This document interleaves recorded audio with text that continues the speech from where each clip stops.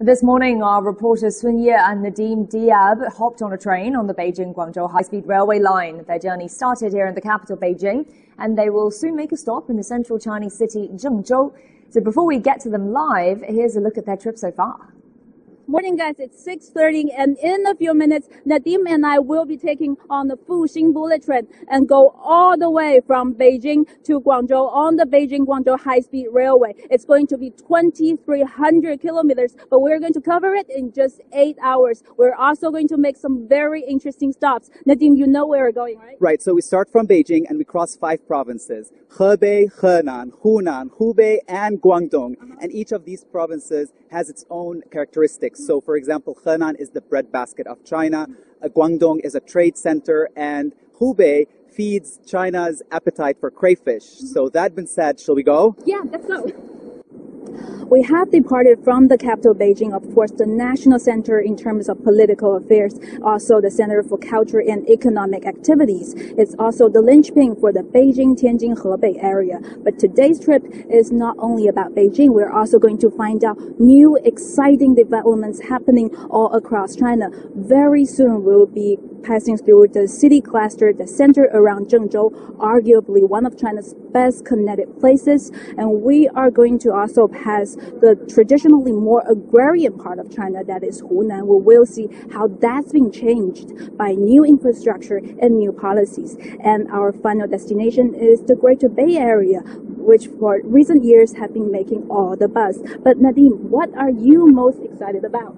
I think it would be interesting to see how the scenery and landscape change between urban centers and the countryside and between provinces with different architectural styles. I think this is one of the advantages that trains have over planes. And if I can make it to Guangzhou before dinner time and have dim sum, that would be the cherry on top. Nadim Diab. So yeah, on the Fuxing bullet train. Well, it looks like these two have just arrived in Zhengzhou. So Sun Ye and Nadim, what can you tell us?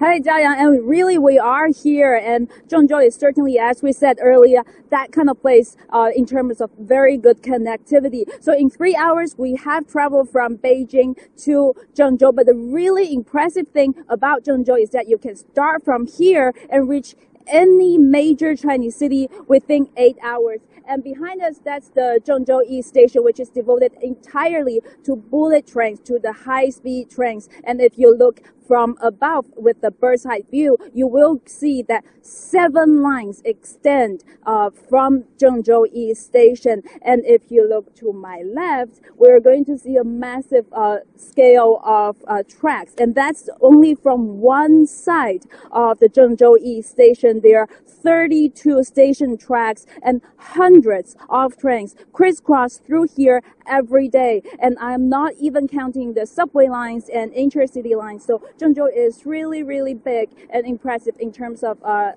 traffic and connectivity. But my colleague Nadim also told me it is here in Zhengzhou that he has found the heart and soul of Chinese culture. Is that true? That is very true, and I think you said it really well. Heart as a word really summarizes the importance of Henan in China's culture. I mean, the province sits at the heart of China, both in terms of geography, as you've just explained, and history. In terms of history, Henan is the birthplace of the Chinese civilization and home to 4 out of the 8 ancient Chinese capitals, including Zhengzhou, where we currently are. 200 emperors across 20 dynasties have chosen Henan as the center of power during their reign. And for example, Shaolin Temple, which is the ancestral home of Kung Fu and where Zen Buddhism really originated, is also just on the outskirts of Zhengzhou. And a lot of archaeological findings have been made here. For example, the oracle bones, which feature the earliest form of Chinese script, and the world's oldest playable flutes, which are 8,000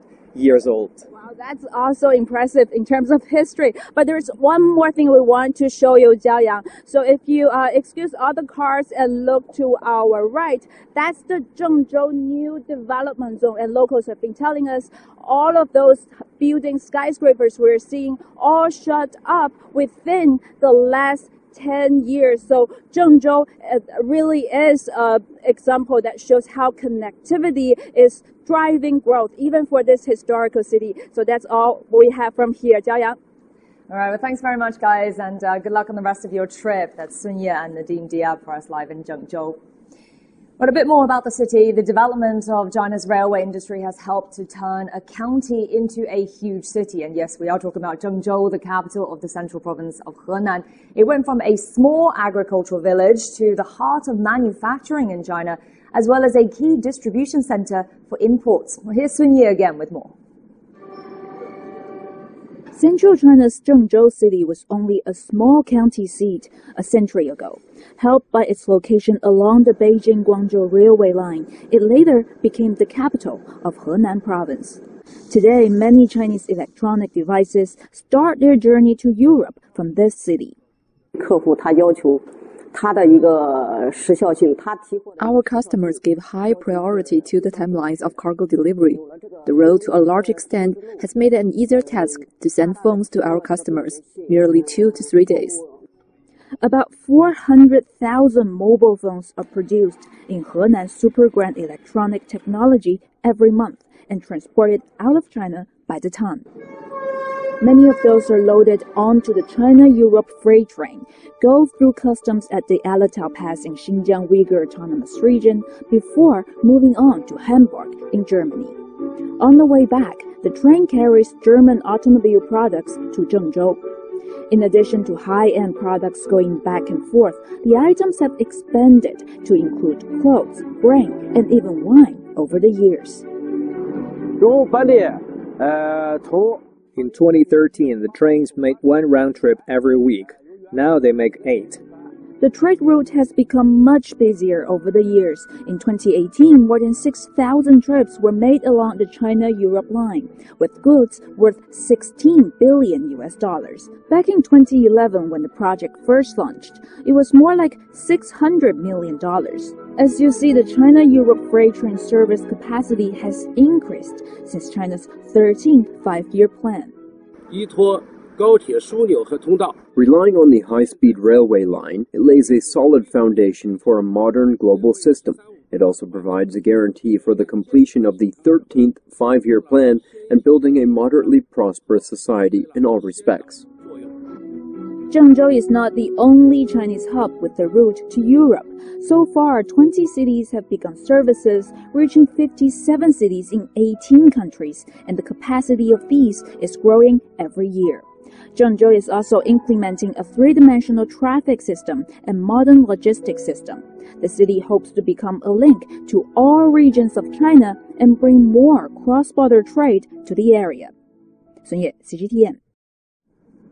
Well, all that connectivity has helped Zhengzhou grow and grow fast. The changes are most felt by those who spent their entire lives on the tracks in the area. Sun Ye has their story. 设定速度303公里。 Bullet train driver Yang Zhen holds a world speed record, driving one of 2 trains which pass each other at a relative speed of 840 kilometers per hour during a test run on a line from the Henan provincial capital. He said it's the high-speed trains that really put his hometown into the fast lane. People say Zhengzhou is a city of trains and a traffic hub since the 1990s. But I always felt 2012 the year that everything really took a leap. Zhengzhou East Station opened that year, and the age of high-speed railways arrived. Always on the road, Yang said he felt the distance between Zhengzhou and other cities shrank significantly since 2012, while trade and commerce were fast picking up steam. These interactions demanded better connectivity. In 2016, we launched 1 new railway line. In 2019, we opened 3 new lines from Zhengzhou, and this year, we're looking to open in a new route between Zhengzhou and Taiyuan. In a year when the Chinese economy has been battered by the pandemic, Zhengzhou was among the first cities to get back on its feet. In the first half of this year, Zhengzhou reported a total trade volume of 160 billion yuan, up more than 13%, the fastest growth in central China. The economy develops hand in hand with train lines.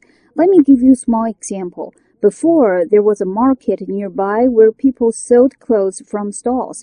But now, with more and more people coming here from different places, they've made wholesale clothing a whole industry.